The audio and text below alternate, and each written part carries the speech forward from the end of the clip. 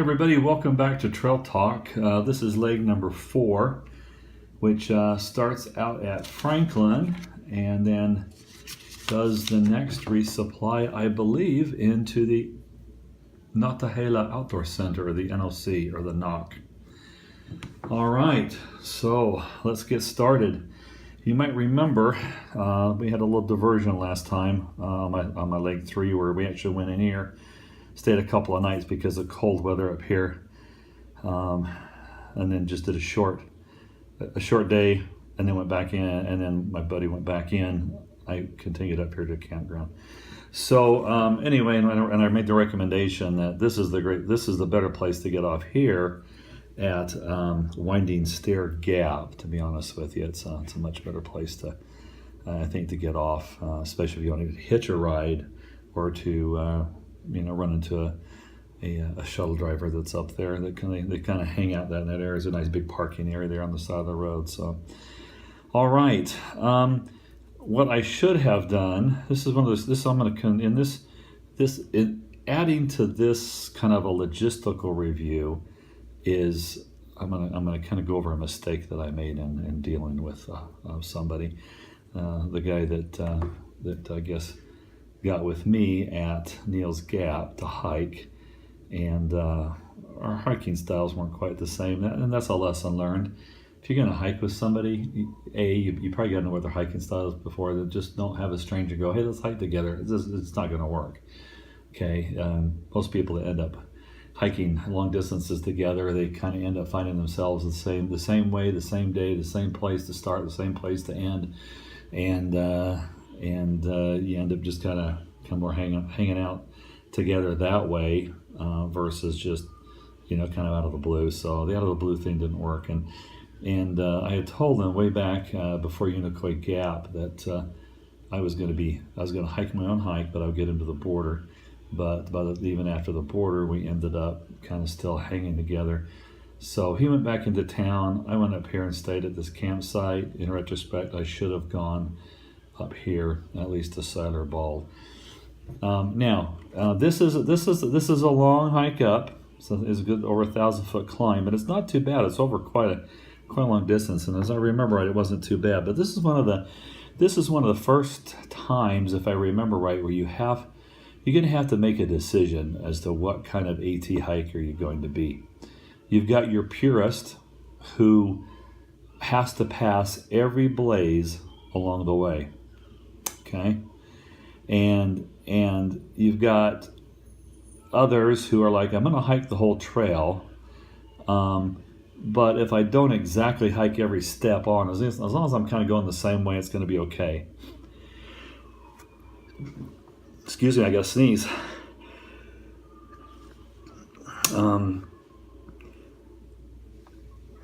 Sorry about that. So if you notice here, Siler Bald Summit, point to the west. The shelter is point through to the east for the north end of the shelter loop trail. So what that tells you is, the AT is going like this. And there's a trail that's going to come into the shelter, and it's going to come back out to the shelter, a little loop trail, okay? And so you come here to the shelter area. So what are you going to do? If you're a purist, you'll come in, and then you'll come back out the next morning, and you'll continue on, okay? If you are okay with just, hey, I'm hiking from Georgia to Maine, you may be okay with coming in and going back out. What'll happen is everybody probably starts out more of a purist, okay? And the very first time you come to one of these, you'll come in, you'll come back out. And I did that for most of the way. Then there was a point where it's like, I'm walking from Georgia all the way to Maine. And this distance is about the same. Okay, there might be a blaze here I'm not going to pass by. But you know what? I could live with that. That was, I was okay with that. So everybody, that's where you get to hike your own hike. There might be people who are hiking together, and one person will get up. He'll leave about 5 minutes early so he can go back out and come this way so he can meet his buddies, go in this direction. And that happens all the time. So this is one of the first times that happens. All right, then you get a pretty good descent down here down into Wayah Gap. Okay, and this is another area that you can probably go into town, and then you're going to start another climb back up. And that's how it is in North Carolina and Georgia. You climb down, you climb back up. You climb down, and you climb back up. All right, and let's see here. So I stayed at Wayah Bald shelter, and the reason I chose to go to Wayah Bald the second night is I thought for sure the guy was with me that went back into Franklin was not coming back out. He his feet were all torn up. He was pretty discouraged. I honestly thought he went back in because it was going to be cold, but he was actually quitting. Didn't want to tell me. Well, what ended up but I went to Wayah Bald, and I thought, you know what, I'm going to purposely stay here because there was a rumor of a norovirus outbreak at this shelter, and he was scared to death of norovirus. So I knew if I went there, he probably wouldn't end up there if he did come out. Well, no longer. I had basically just had all my gear set up, was getting ready to do supper, and he came walking into camp. Two emotions went through my body, I guess, at the time. One is pride that for him that he actually came back out and he hiked it, and he hiked further than I did to catch back up to me, and he did it in a relatively good time. So in a way, I was kind of like, wow, I mean, good for him. But then the second emotion went through me was, you know, can I never break away here? And so it was a little frustrating, especially then when he asked me to cook his dinner for him and hang his bear bag. And I made a comment about, we need to get you a bear rope. And he said, oh, I've got one. So all this time, he's been carrying a bear rope, and I've been hanging his food for him. So that didn't go over real well for me. But he said, let's take off at 8 o'clock in the morning. Let's leave at 8. Okay. So at 8 o'clock in the morning, I was ready to walk out of camp, and he was still asleep. So you know what? He's a big boy. He's grown. I went ahead and hiked out that day. Okay. Now this Cold Springs shelter. This is kind of a little cool shelter area. I think it's a little more challenging as far as tent, a lot of extra tent sites, if I remember right. But they're also just a little bit off the trail. I may not have seen them, but it's a log cabin looking shelter. And it had a really nice cold spring that was there. And then you go over kind of a lot of ups and downs around 5,000 feet and to Rocky Bald, some good views there. And then you make this long descent down to Tellico Gap. Okay, and down there at Tellico Gap, there were some signs that said trail magic up at Weser Bald, this is a pretty good grueling hike coming back up this way, and what kept me going is seeing, and there was all these little signs along the way saying, trail magic up at Weser Bald. Got up there, and guess what? They had already given it all the trail magic. It was gone, and they were closing up and going home. So I was pretty bummed. Then you come back. Then you come back down the shelter, but up here there is a beautiful observation tower. If I remember right, it was wooden. It was stone with a wooden roof over it.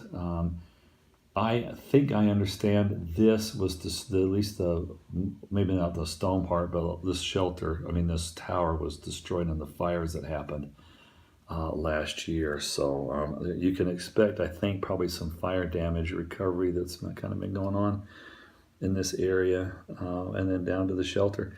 Here at this shelter, at Weser Bald shelter, Hamfist, who I ended up hiking kind of with for a lot of the trail that leads through all the way up to Hampton, Tennessee. He said he met the guy I was hiking with about halfway up this ridge, going back down to Tellico Gap. He was quitting and going home.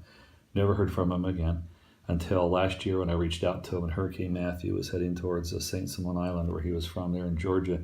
So I reached out to him, and he slapped me down pretty good. So I guess he was pretty upset that I had got up and left him that morning, and accused me of not waking him up on purpose. But like I said, if he needed to sleep, I figured he needed to sleep. He was a grown man. Anyway, so a lot of things I would have done differently and all of that, and most differently was don't agree to hike with somebody who you don't know. Just, plain and simple. All right, from Weser Bald shelter here, you're going to start this huge descent down to the N.O.C. And here's a place called the Jump Off, and the views from here are pretty spectacular. On the other side, climbing up, there's a place called the Jump Up. Not quite as spectacular, but you definitely want to stop here and take some pictures. It is pretty neat coming down. Now, when you're coming down to the N.O.C., if I remember right, this Rufus Morgan shelter is still about a mile, maybe a mile and a half away from town. And Rabbit, who kind of hiked with Handfist and I for a little while, he got there kind of a day ahead of me, and he was waiting for a package at the N.O.C. Hadn't come in yet. And so he was kind of stuck. So he kept going into town, coming back to the shelter, into town, coming back to the shelter.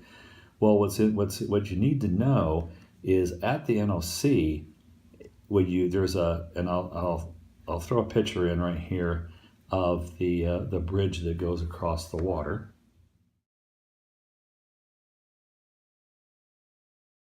Okay, so the trail goes across the river there, and on the other side you're going to cross a railroad track. And let's see if this goes this way. Let's see here. There's the N.O.C. and side trail to bunkhouse. It doesn't show a railroad track on here, but once you go across the river, there's a river track, and there's a place where they let you camp. So if you need to stay at the N.O.C., you can camp on the other side of the railroad tracks. This is a good place to you need to resupply here, most likely, okay? And this is one of those places you go ahead and send a box, send it to the